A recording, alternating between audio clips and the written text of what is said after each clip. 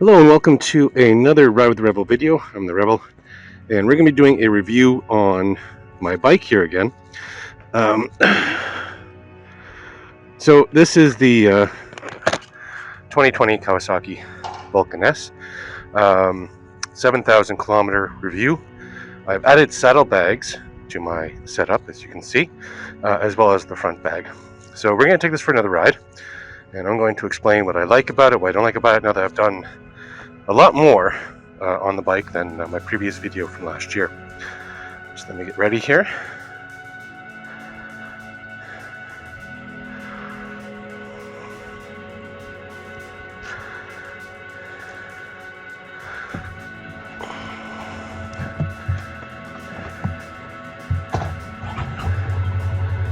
Just gonna let it warm up for a few moments. Now the bike does take a few minutes to warm up, probably about maybe 5 minutes or so. When you first start it up, it's got to basically drop down from about 2,000 RPM to about 1,000 RPM before you can ride it. It just makes sure that the bike is in tip-top shape before you take off. You're not forcing it to do anything. Alright, there we go. Let's get this show on the road.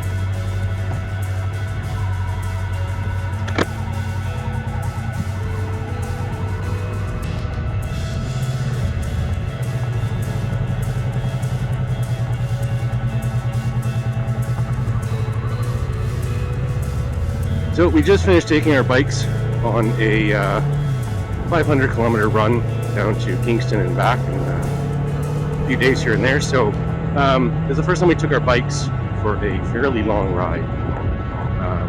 So we feel a little more in tune with our bikes than we were before.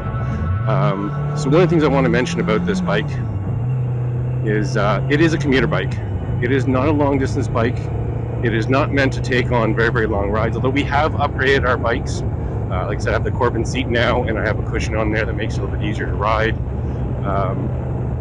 It's a little bit better, but it's still not meant for long rides, and we found ourselves taking a break every hour and a half type of thing.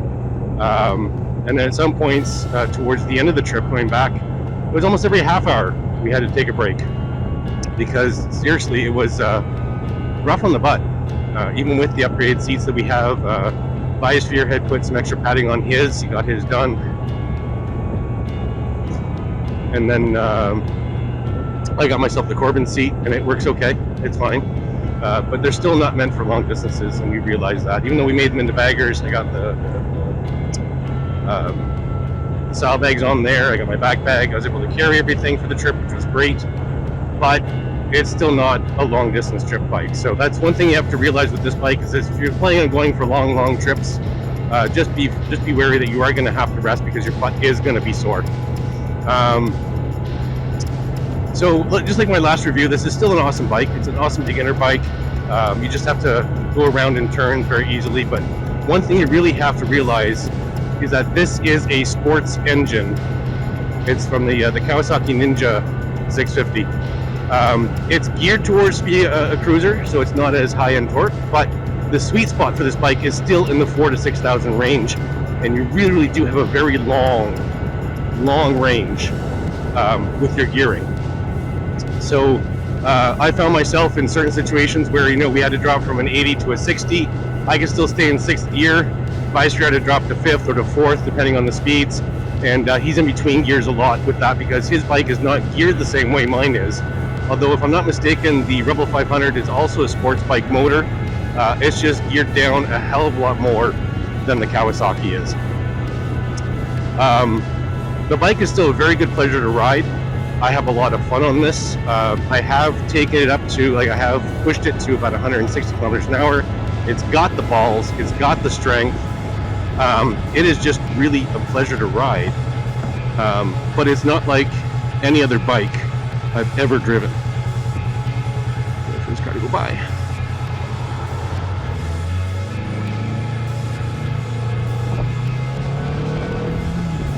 You really do I'm just in 2nd gear now. I'm already going 60 kilometers an hour. I'm in 3rd, going to 70, 4th into 80, 5th, and then 6th.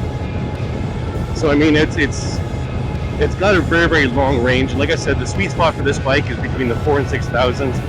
I'm going to show once we get out of this 80, we go into a 60, and I think into a 50. I'm going to show you what happens with this bike when it goes into the 3,000 range at high gear. The bike just tends to shake and rattle. It doesn't have the power that it's supposed to have. So you really got to watch, like I said, sweet spot 4 to 6, because it's a sports. It really is a sports engine, and it's not like any other bike I've ever ridden. I've ridden Biosphere's bike several times, and it's totally different. So I take this bike as being like a diamond in the rough. It is not your regular type of bike. Just going around the corner, like I'm not even pushing. I'm just leaning it and I'm turning. His bike, you got to push really, really hard on this to make a turn.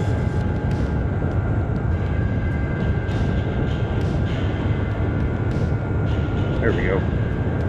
So, and this bike is really great. I mean, I get about, I'd say 300 and some odd kilometers doing max 80. Like, this is not a highway bike. If you take this up to 100 kilometers an hour on the highway, like about 60, 62 in the US, it will start to drain the tank real quick. The sweet spot is like 80 kilometers an hour on this thing. You'll get the most mileage out of it at that speed. Okay, here we are going to drop down to a 60. I'm going to stay in 6th gear all the way through here. You can see there's a little bit more. I'm at 3,000 RPM, and there is a little bit of a rattle to it, because I should be in 5th. So I'm going to swap down to 5th. And that puts me above the 3,000. There's no more rattle. There's no more bumpiness to it, because the engine's not trying to fight.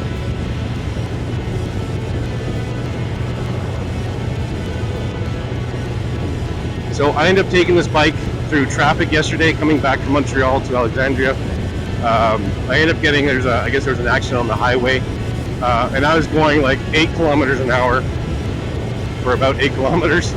It took me about an hour to get just from Atwater, where I went to go fill up gas, onto the 10, onto the 15, onto the 20, and to 55th Avenue, which is like not even at Dorval yet. It took me an hour to get there. I was supposed to be back in like an hour and a half, which is basically how long that ride is. And an hour later, I wasn't even nowhere near where I needed to be. But the bike did well. It's very, very good at slow speeds. I can do slow race very nicely with it. So I'm just going to take this around the block a bit.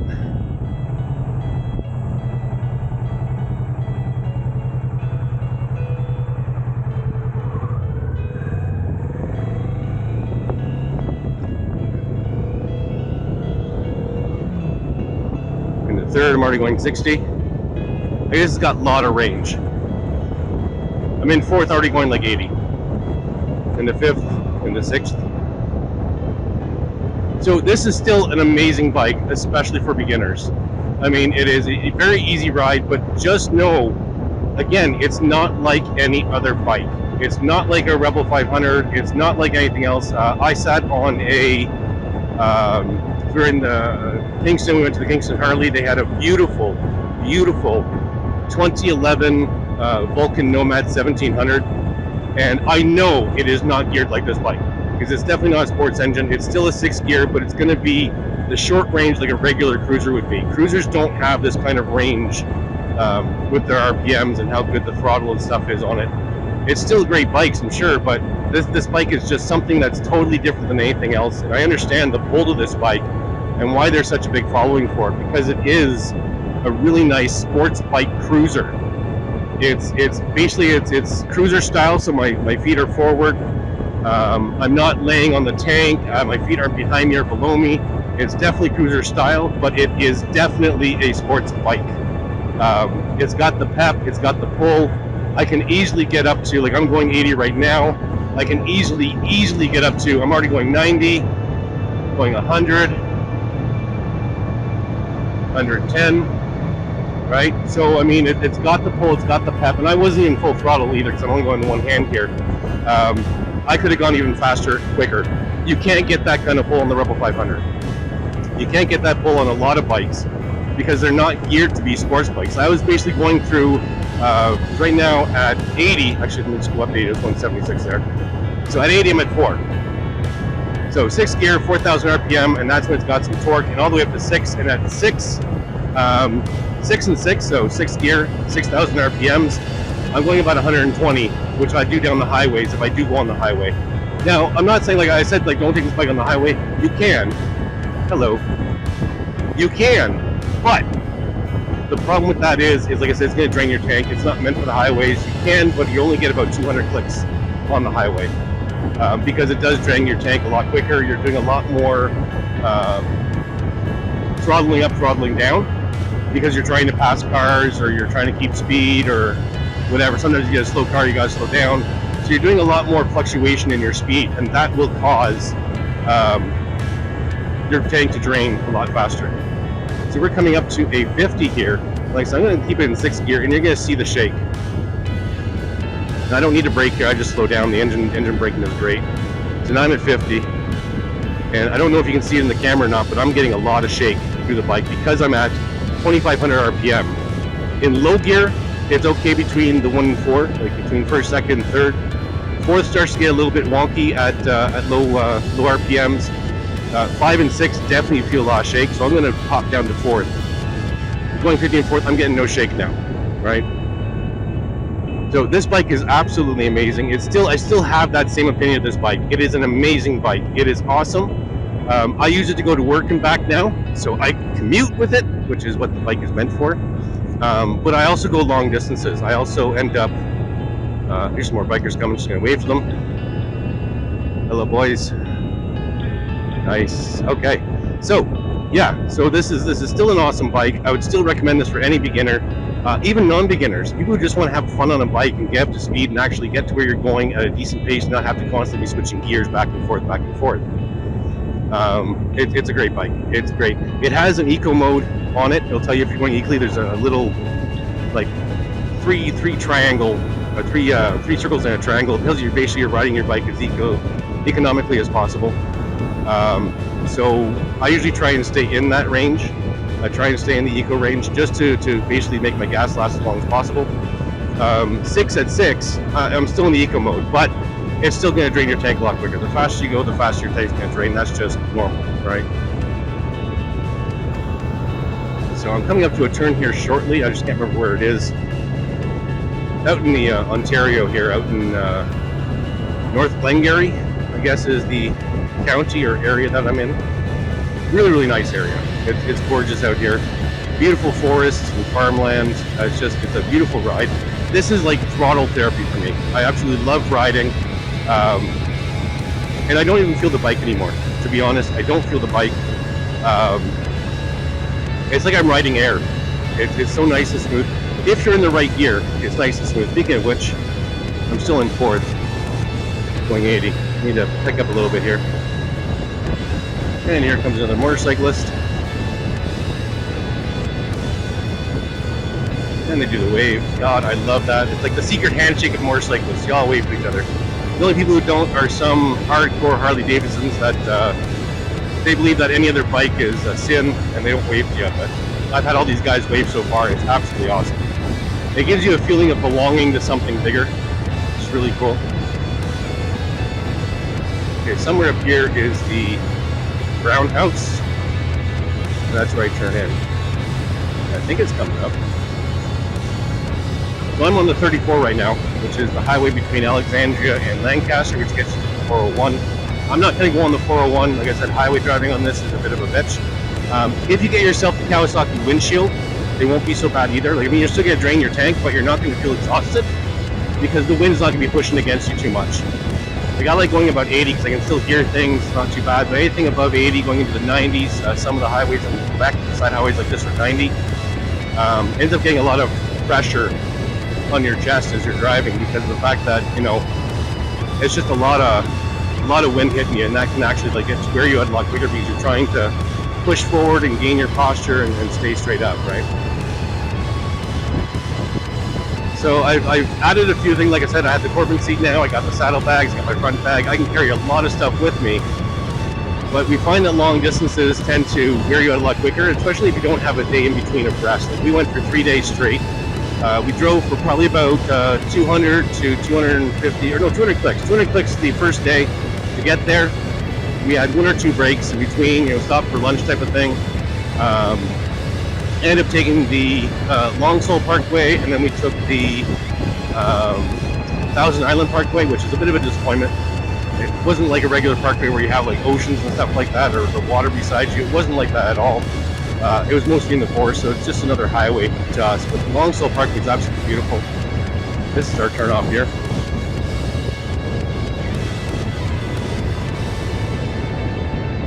I put my blinker on a little bit early. Oh well. I'm gonna gear down.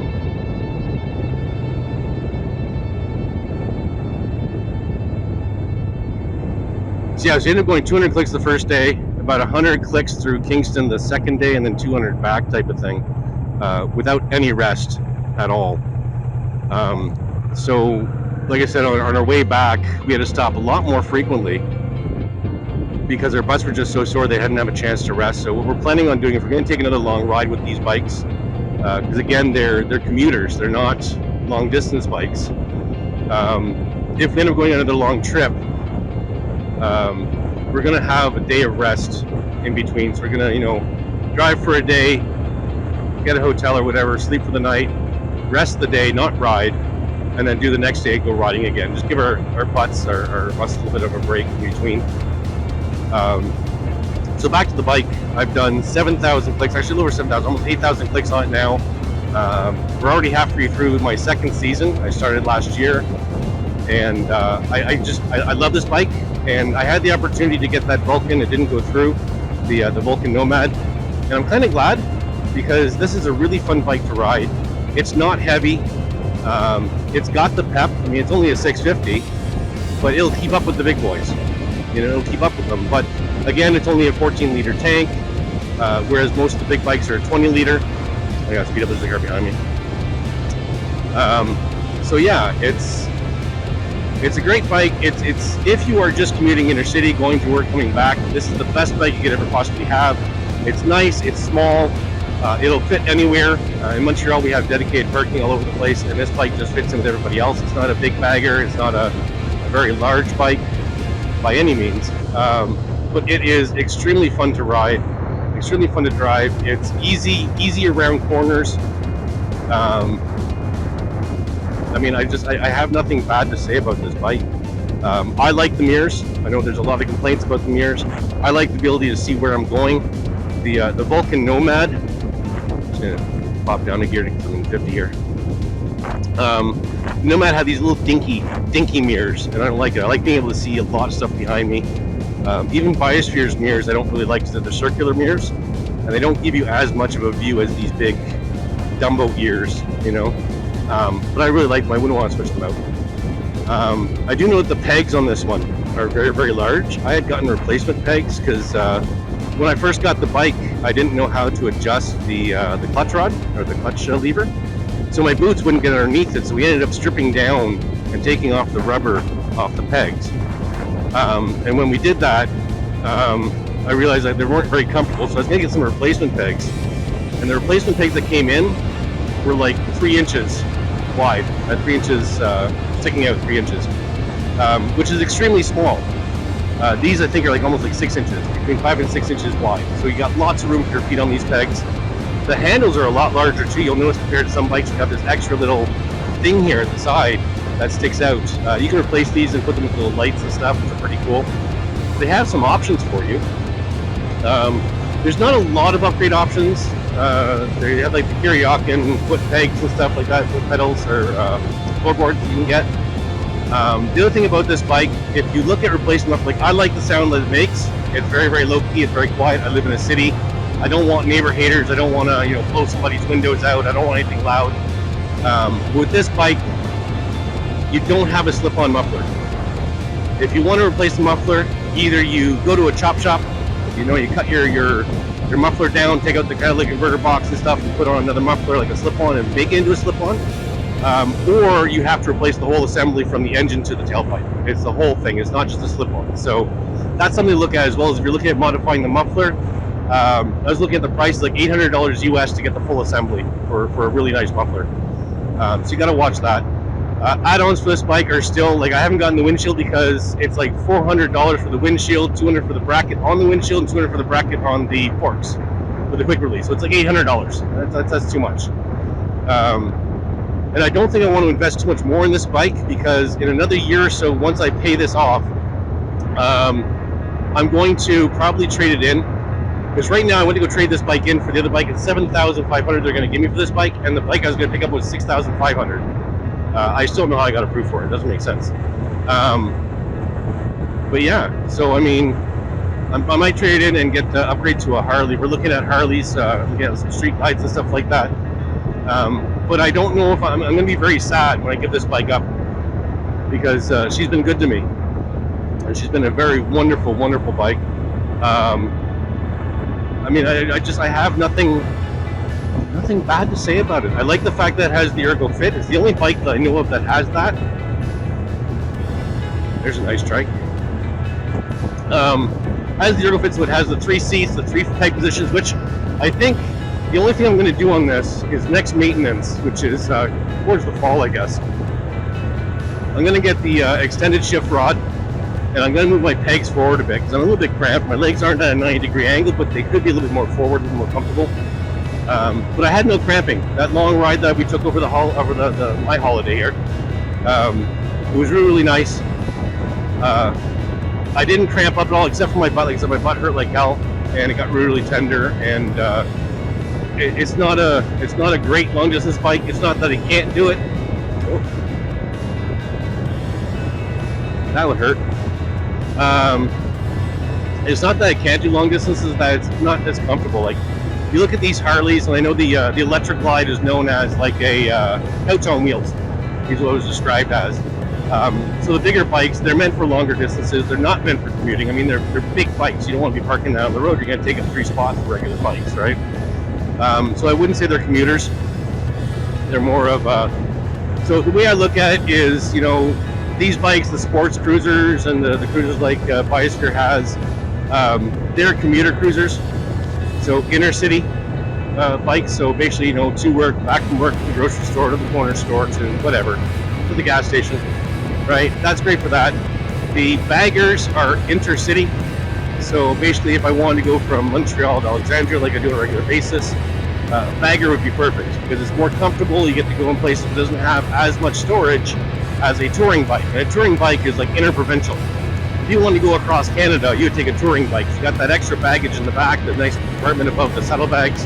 You got the saddlebags, you got all that compartments and stuff. It'll be easier to ride.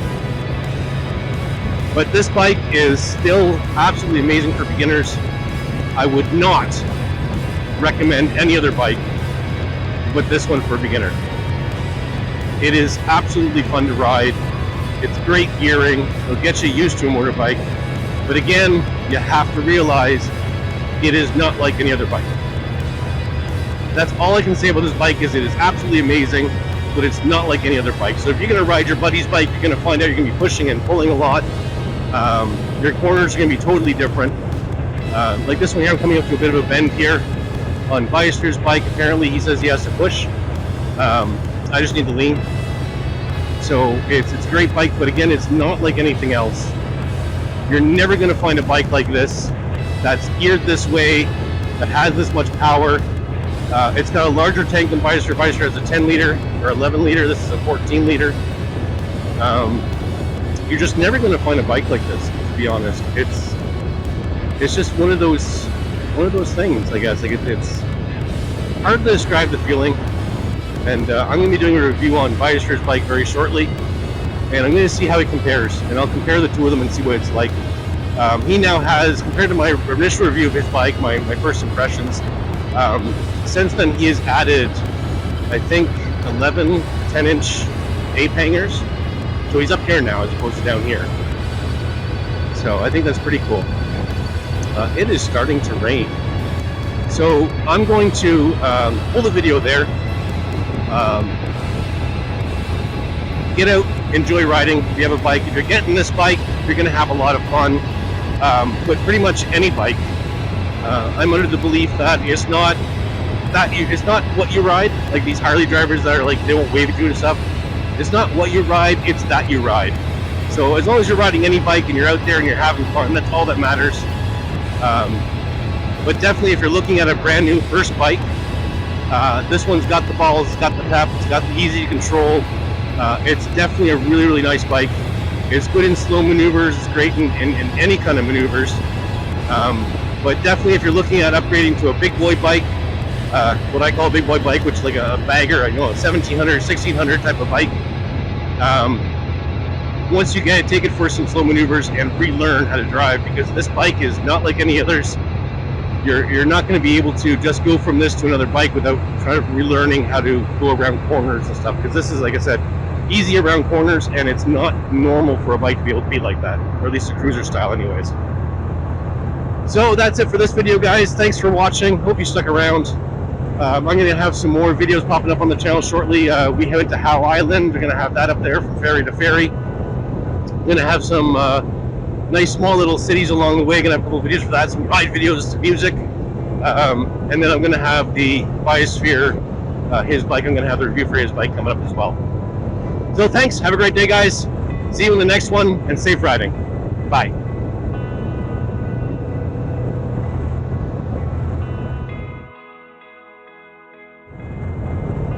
Now, just as a side note, this is like an aftertake type of thing.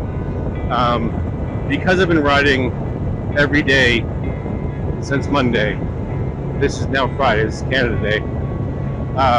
So Monday we went to Kingston, Tuesday we rode around Kingston, Wednesday we came back from Kingston, Thursday I went to Montreal and back and got stuck in that traffic jam for hours, and now I'm doing this. I haven't even been on the road for like 20 minutes and my butt is already sore.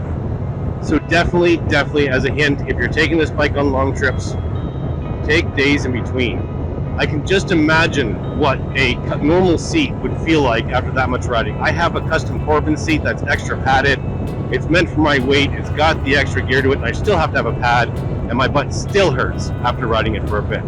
I can just imagine what a regular seat is. So definitely, if you're going to ride long distances on this bike, take a day break in between. Just as a hint. That's it. Ciao.